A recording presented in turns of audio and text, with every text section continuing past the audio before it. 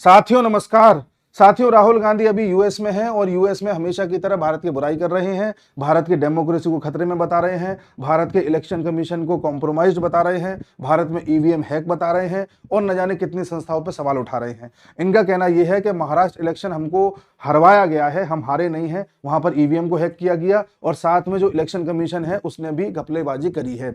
इनका कहना यह है कि शाम को 5 बजे इलेक्शन कमीशन ने बताया था कि 59% वोटिंग हुई है और रात को बताया गया कि 65% वोटिंग हुई है। अब बताइए इतने परसेंटेज कैसे बढ़ गया। ये भूल गए कि इलेक्शन कमीशन ने बाद में अपना क्लेरिफिकेशन दिया था और बताया था कि 5 बजे जो हमने बताया था वो 5 बजे तक का आंकड़ा था और वोटिंग हुई है 6 बजे तक। पहला पॉइंट। और दूसरा ये कि ये जो आंकड़े थे 5 बजे तक के, ये सिर्फ और सिर्फ जो ईवीएम से वोटिंग होती है उसके थे, और जो हमने रात को आंकड़े दिए थे उसमें या बाद में जो आंकड़े दिए थे उसमें पोस्टल बैलेट के भी आंकड़े थे। ये भूल गए इस बात को।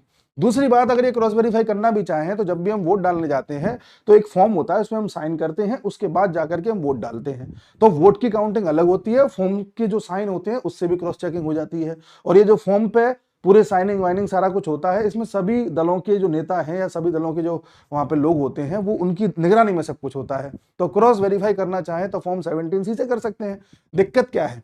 लेकिन इनको भारत की बुराई करनी है। हमारे देश में एक नेता नरेंद्र मोदी, जिसको पूरी दुनिया में सबसे ज्यादा हाईएस्ट सिविलियन अवार्ड मिल चुके हैं, यानी जैसे हमारे देश में भारत रत्न है, इस टाइप के 20 अवार्ड इन्हें मिल चुके हैं पूरी दुनिया में। ऐसा किसी लीडर को नहीं मिला आज तक। तो इसका मतलब इन्होंने कुछ तो इज्जत कमाई होगी, कुछ तो अच्छा काम किया हुआ देश के लिए, कहीं ना कहीं तो देश की इमेज उठाई होगी। उसको गिराने में ये बिल्कुल भी कसर नहीं छोड़ रहे हैं। कभी लंदन जाते हैं तो बुराई करते हैं कि देश का मीडिया खतरे में है, देश की डेमोक्रेसी खतरे में है, मोदी तानाशाह की तरह काम कर रहे हैं, ईवीएम हैक कर ली गई है। ऐसे यूएस जाते हैं, वहां पे ऐसी बातें कर रहे हैं। कुछ समय पहले भी यूएस गए थे, तब सिखों के बारे में उल्टा सीधा बोल रहे थे कि सिखों को कड़ा नहीं पहनने दिया जाता है, उनको पगड़ी नहीं पहनने दी जाती है, पता नहीं क्या क्या कह रहे थे। यानी कि एक आदमी दिनों रात खपा रहा है अपने आप को, लेकिन ये आदत से बाज नहीं आ रहा आदमी। इस देश को अब तय करना है कि हमने कैसा लीडर ऑफ अपोजिशन चुना है। अगली बात इनकी सुनिए। ये वहां पर बोल रहे हैं कि देखिए, जब गांधी जी को इंग्लैंड में रेल से उतारा गया था तब हमारे नेहरू जी भी, अब नेहरू जी की बात बाद में बताऊंगा, पहले गांधी जी पे आइए। गांधी जी को रेल से उतारा गया था साउथ अफ्रीका में, ना कि इंग्लैंड में। इन्होंने इंग्लैंड बताया, ये तो इनका ज्ञान है। और दूसरा ये कह रहे हैं कि तब नेहरू जी भी गए इलाहाबाद रेलवे स्टेशन और रेल से कुछ अंग्रेजों को नीचे उतार दिया और इस तरह से बदला लिया।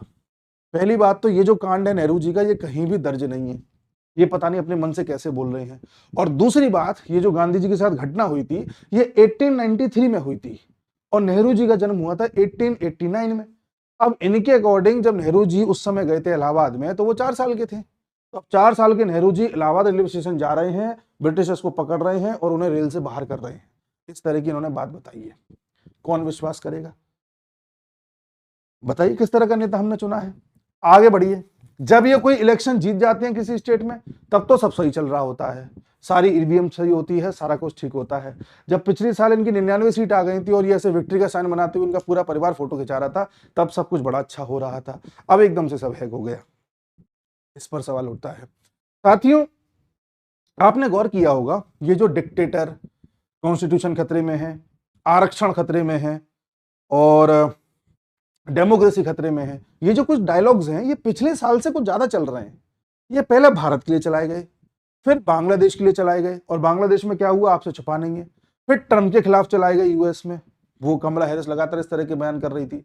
और उसके बाद सीरिया में चलाए गए कि हमें डेमोक्रेसी स्थापित करनी है। सीरिया में तख्ता पलट हो गया, बांग्लादेश में तख्ता पलट हो गया, वहां ट्रम्प को रोक नहीं पाए, यहां मोदी को रोक नहीं पाए, और अभी भी उसी प्रयास में लगे हैं।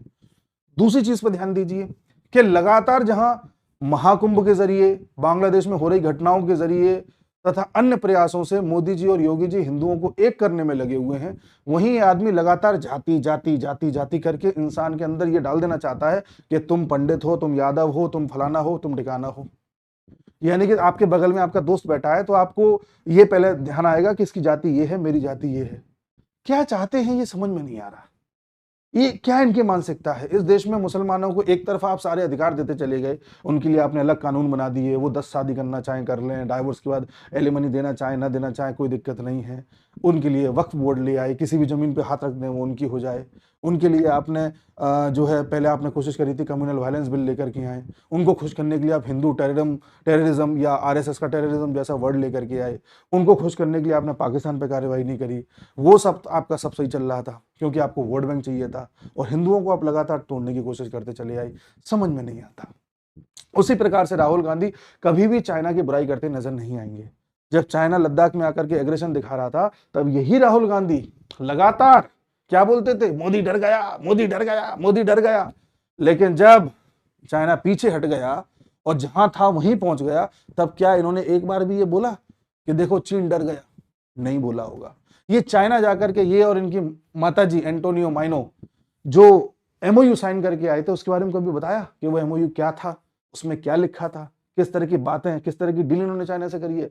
आज तक नहीं बताया। इन्होंने हमेशा अग्निवीर पर सवाल उठाया। अग्निवीर क्या है? हमारे देश के हर घर में कोशिश की जा रही है कम से कम एक इंसान ऐसा हो जिसको फौज जैसी ट्रेनिंग मिली हो कि कल को हमारे देश में कोई बात आ जाए तो हर घर से एक युवा सामने आ सके और देश की रक्षा कर सके। ऐसा क्यों? क्योंकि चाइना भी अपनी प्राइवेट आर्मी बना करके अब पाकिस्तान में भेज रहा है जिससे सीपेक की रक्षा की जा सके। रशिया के पास खुद की एक प्राइवेट आर्मी है। जितने भी बड़े बड़े देश हैं जब दुनिया में अपना विस्तार करते हैं तो अपनी प्राइवेट आर्मी भी बना के रखते हैं, जिससे कि कल को किसी देश पर कंट्रोल करना हो या किसी देश की आर्मी को काउंटर करना हो तो इस प्राइवेट आर्मी के जरिए कर सकें। तब क्या हमारे पास उतनी फौज होगी कि मान लीजिए चाइना की प्राइवेट आर्मी भारत में भी आ जाती है किसी प्रोजेक्ट की रक्षा करने के हेतु, या कोई ऐसी सरकार आ जाए जो चाइना के किसी इन्वेस्टमेंट को दावत दे दे और उस इन्वेस्टमेंट की रक्षा हेतु चाइना की प्राइवेट आर्मी आ जाए, तो क्या हमारे पास इतने नौजवान होंगे? वो हमारे पास हो सके इसलिए अग्निवीर जरूरी थी। उस अग्निवीर पर भी उन्होंने क्वेश्चन मार्क लगा दिया। क्या उस पर कभी किसी ने सवाल पूछा? नहीं पूछा।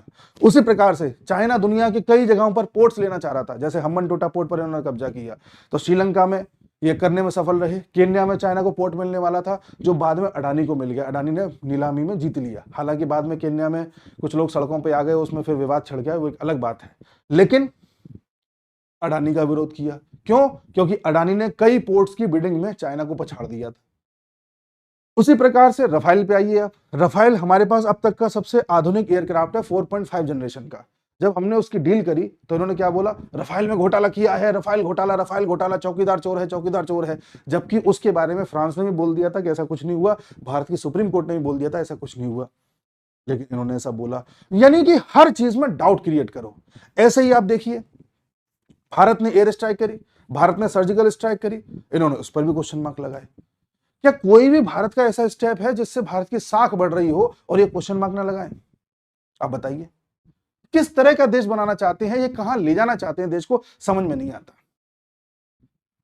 इनके पूरे परिवार ने अभी तक जितने भी कारनामे किए, जिस दिन इस देश के युवाओं को, नागरिकों को पता चल जाएंगे ना, लोगों की पैरों में से जमीन खिसक जाएगी। इन्होंने किस प्रकार से मुसलमानों को खुश करने के लिए एक तरफा कॉन्स्टिट्यूशन में बदलाव किए, ऐसे ऐसे कानून बना दिए कि मुसलमान को तो कोई कुछ कर ही नहीं सकता, और किस तरह से हिंदुओं को तोड़ने की योजना इन्होंने बनाई, इसके बारे में जब जानेंगे तो हैरान हो जाएंगे। हर उस इंसान को इन्होंने किनारे कर दिया जो इस देश का विकास चाहता था, जो इस देश की भलाई चाहता था, इस देश को बहुत ऊपर लेकर के जा सकता था। इनके पूरे परिवार ने शुरुआत से ही, वो नेहरू जी जिनको कांग्रेस की जितनी भी कमेटीज थी किसी ने भी रिकमेंड नहीं किया था कांग्रेस के प्रेसिडेंट के रूप में, लेकिन उनको प्रेसिडेंट चुनवाया गया, जबकि सरदार वल्लभ भाई पटेल प्रेसिडेंट बनने थे कांग्रेस को और वही प्राइम मिनिस्टर बनने थे देश के। वहां से गड़बड़ी चालू हुई। पहले सरदार वल्लभ भाई पटेल को साइड किया गया, बाबा साहब अंबेडकर को साइड किया गया, आगे जाके न जाने कितने ऐसे नेताओं को साइड करते चले गए जो देश में एक बड़ा बदलाव ला सकते थे, देश का विकास कर सकते थे। ऐसे नेताओं को आगे रखा जो इस देश को गुलाम बनाए रखे, और आज भी प्रयास वही है। एक सेंस ऑफ एंटाइटलमेंट है कि हम तो ऐसे खानदान से हैं जहां हमेशा हमारे खानदान ने इस देश पर राज किया है, अब ये नरेंद्र मोदी जैसा आदमी कैसे आ गया, ये कैसे कुर्सी से हिल नहीं रहा है, जैसे हटाओ कैसे भी, चाहे यूएस का सहायता लेना पड़े, चाहे यूएसएआईडी का सहायता लेना पड़े, चाहे हमें जॉर्ज सोरोस का सहायता लेना पड़े, कैसे भी लो। जॉर्ज सोरोस वही आदमी है जो ये कहता है कि मैं नेशनलिस्ट गवर्नमेंट को हटाने के लिए $1 बिलियन का फंड रेस कर रहा हूं, और जॉर्ज सोरोस का एनजीओ है, उसका वाइस प्रेसिडेंट है, उसका नाम है सलील शेट्टी, वो इनके साथ वॉक करता है, इनकी वो जो भारत जोड़ो यात्रा है क्या है वो, उसमें तब कोई प्रश्न नहीं उठाता। दोस्तों, ऐसे नेताओं से हमें सजग रहने की आवश्यकता है। ये कब कौन सा झूठ उड़ा दें और कौन सा झूठ चिपक जाए, डर है इस बात का। इन्होंने झूठ बहुत उड़ाए, वो तो चिपका नहीं। पिछले चुनाव से पहले जो झूठ उन्होंने उड़ा दिया था कॉन्स्टिट्यूशन बदल देंगे, वो चिपक गया थोड़ा बहुत, इसलिए उससे डैमेज हो गया। बाद में लोगों को समझ में आ गया कि ये आदमी झूठ बोलता है, लेकिन इस आदमी का कोई भरोसा नहीं, कल को कौन सा ये झूठ बोल दे और कौन सा चिपक जाए और देश में अंदर ही अंदर कोई घटना घटित हो जाए। इसलिए सजग रहने की आवश्यकता है। मैं ये नहीं कह रहा कि मेरी बात मानो या किसी बीजेपी के नेता की बात मानो या मोदी की मानो, किसी की मत मानो, लेकिन इस इंसान की बात सुनने से पहले एक बार फैक्ट चेक जरूर कर लेना कि कोई पता नहीं ये आदमी क्या बोलते हैं। यही सबसे आग्रह है। मिलते हैं अगले वीडियो में। नमस्कार।